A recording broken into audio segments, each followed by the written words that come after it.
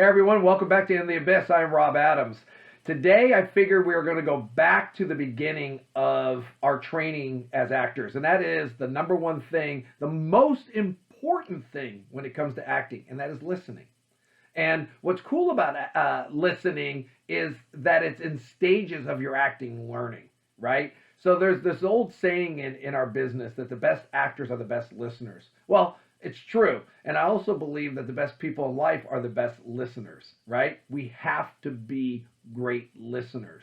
And what happens to actors is, and even to a point, humans, when they're listening, we hear, we don't listen. Or we hear certain things and hold on to those, but we don't listen, right? And it magnifies as actors. So what starts to happen as actors is you hear, and then the sound stops, and that kind of triggers us to tell us that it's our turn to talk.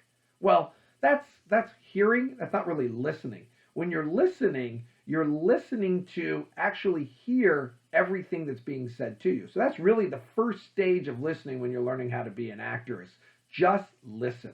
The next stage is listening not only to what's being said to you, but how it's being said, right? In real life, we play off of how things are said, right? So we know when we hear anger. We know when we hear sarcasm, or we hear jokes or whatever. That tone along with the words triggers how we deal with what's being said to us.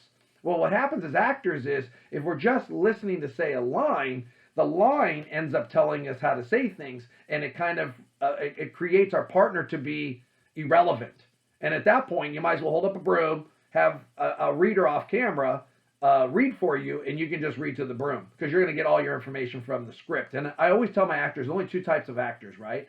Actors who are driven by the words, or actors who are driven by people. If you're driven by the words, it doesn't matter who you're working with, right? If you're driven by people, then it does matter who you're working with. It does matter not only what they're saying to you, but how they're saying it, right?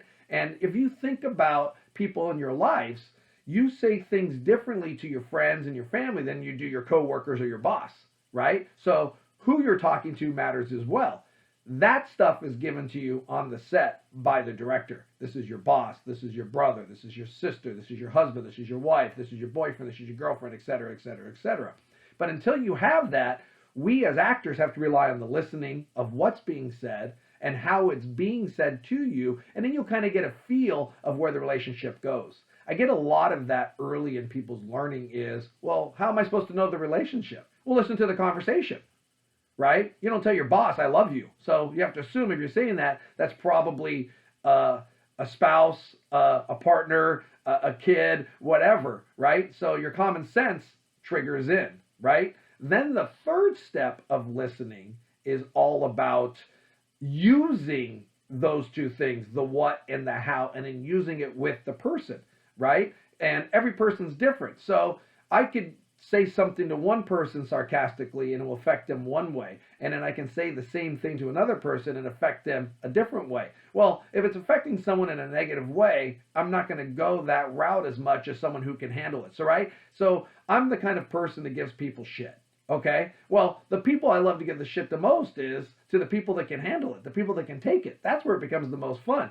Right? I give it to them, they banter back and give it to me, and that's fun. The people that take that personal, the people that let that affect them, I don't do that as much because it's not as fun, and you don't get that same banter. And then as an actor, as a human, you adapt to that and go, oh, okay, well, they don't like that, so I'm not going to do that, right? So once again, the first stage in acting is listening to what's being said. Hi, how are you? Right?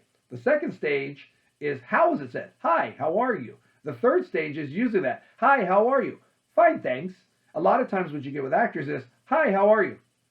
Fine, thanks. Or you get, fine, thanks, right? Because I want to act those lines. Well, now all of a sudden, partners are relevant. You cannot do that. You have to listen to what's being said, how it's being said, and now use it with the person who's saying it. Hi, how are you? Fine, thanks. And it's just like normal life. The lines come alive and yet are very simple. They're very human. There's so many times I'll sit in class and I'll ask a student, how was that said? And they'll repeat it exactly how it was said. So I know they're listening. And then I say to them, then just respond. And then they take their line and they respond, and all of a sudden, they become movie actors. They become TV actors because it becomes natural. All of a sudden, the lines are secondary and the conversation is primary, which is about people. And as we spoke about last week, right now we're in December and we're doing those group scenes, and group scenes magnify everything. So now we're in that state of everything being magnified. So now, instead of it being one-on-one with that conversation, we've done scenes with 6, 7, 8 people. And if one person is not listening, right, not using, then they're dropping the ball. And all of a sudden, you'll see them miss a moment or miss something. And that's when I'll stop the scene and go, wait a second. What did they just say? Just like we just talked about. And they'll be like, blah, blah, blah, blah, blah. Okay, we'll use that. What's your response? Blah, blah, blah, blah. Okay, back at it. Here we go. Action. And that's what you want. So no matter what your stage in acting is, right? Whether you're a brand new actor just learning this, or you've done it, a year, or you've done it 5 years, if you are not going to be a good listener, you're not going to be a good actor. And it doesn't matter how entertaining you are, how beautiful you are, how exciting you are. If you can't be a great listener, you're never going to be a great film actor, right? Because you need that.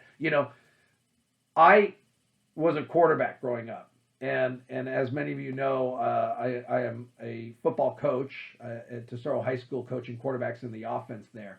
And I tell my quarterbacks all the time, you have to rely on your receivers. You can't throw the ball and run and go catch it for them. Your job is to throw the ball, get them a good ball that they can catch, and rely on them to do their job, which is running a good route and catching the ball. And as a former quarterback, I used that a lot in my early years as an actor. My job is to look at you and throw you the ball. And by who I'm looking at determines how I throw you the ball. And then I trust, and that's a big word, I trust you to catch the ball, right? The fun part about acting is once you catch the ball, now you need to turn and throw it back to me the way you received it and trust that I'm going to catch it. And then I'm going to catch it. And then it gets going, right? And that's what makes acting really fun. That's through listening. That is through using. That is through dealing with people. So when you magnify it to 5, 6, 7, 8 people, you're just playing catch now with 5, 6, 7 extra people, right? And you just have to make sure that you're getting them a good ball and they're getting you a good ball back, right? Now, once again, you're not just throwing to throw. You're not just saying a line to say a line. You are actually throwing the ball to the person you're throwing it to.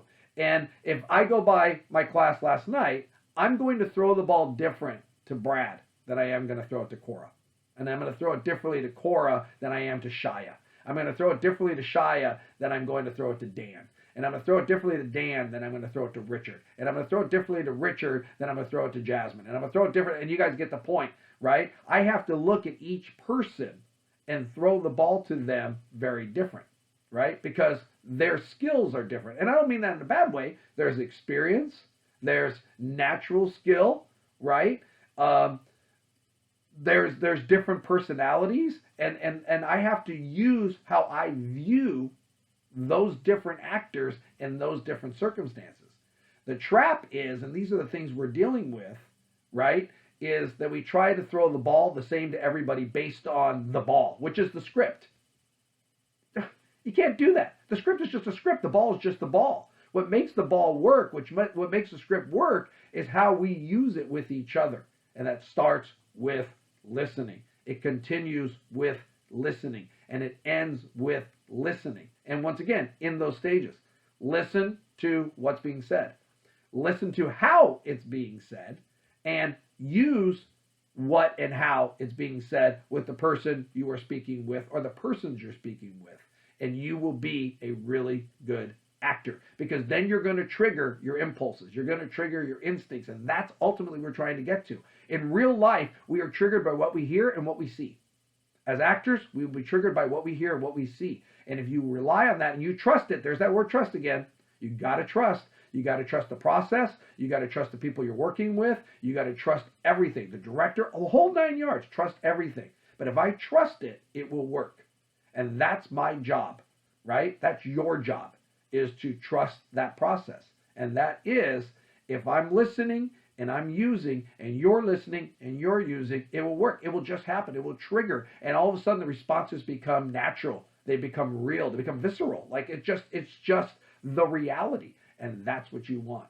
All right. So it's surprising to me that looking at it, I had never done a video on listening, since that's the first thing I teach with new students. So I'm glad that I finally got to cover it. And it's going to be really good for my actors because, we'll talk about this stuff in class. But once again, this is a great video that you can revisit over and over and over again to remind yourself the importance of listening. All right? So I want you all to listen to me. Enjoy your weekend. Have fun. Keep liking these videos. Make sure you subscribe. Pass them on to your friends. Get people involved. And we'll see you next week.